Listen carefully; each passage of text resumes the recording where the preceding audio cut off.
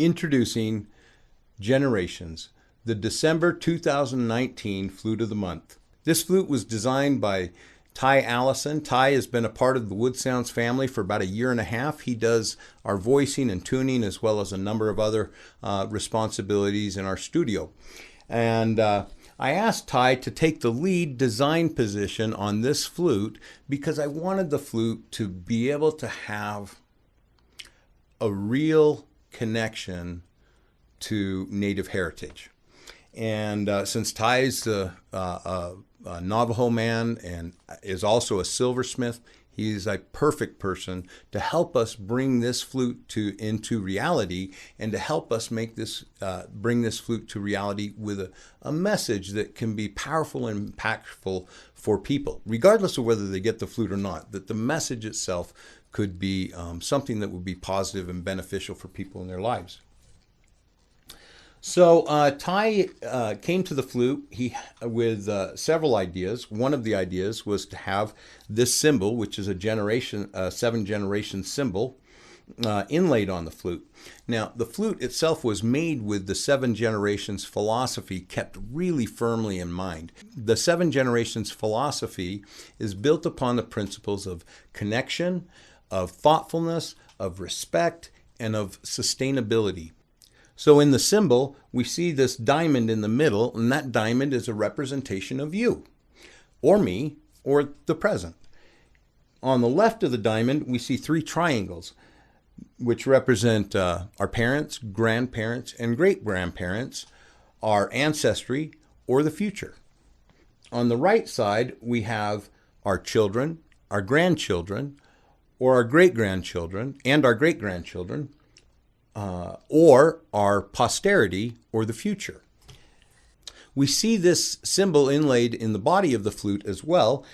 Above the plain holes, we see the 3 triangles which represent our ancestry or the past. In the middle, we see the triangle representing us, the present, and in the bottom of the finger holes, we see the 3 more triangles which represent our posterity or the future. But they're not connected, at least physically.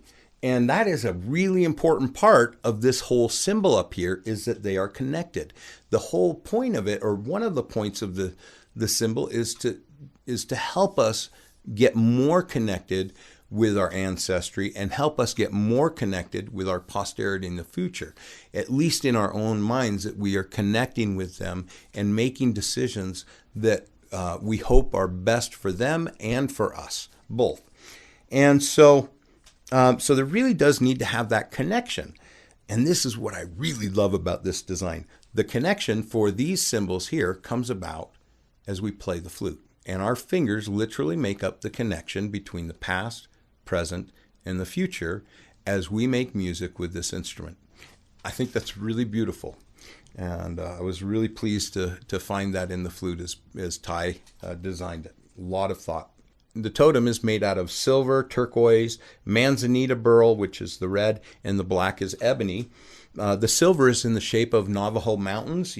I'm certain you probably have seen this in rugs or on pottery. This is a very common, that jagged edged is a very common theme in Navajo blanket weaving.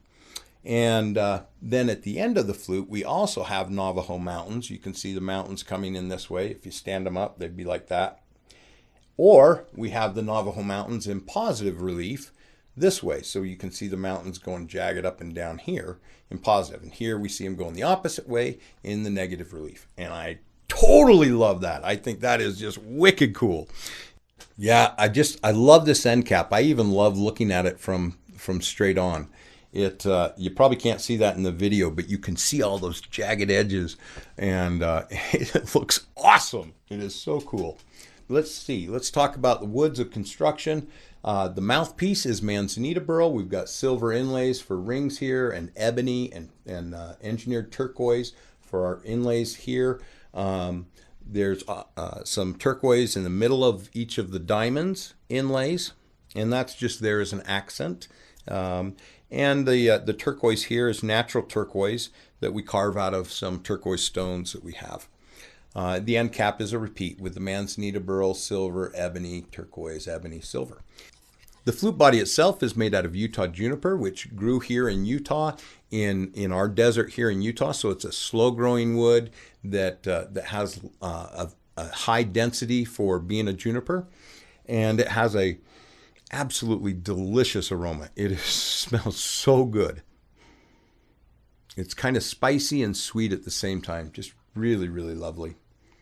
Again, this is Generations, the Flute of the Month for December 2019. I am Brent Haynes. You can reach me at 801-822-1415 or brent@woodsounds.com.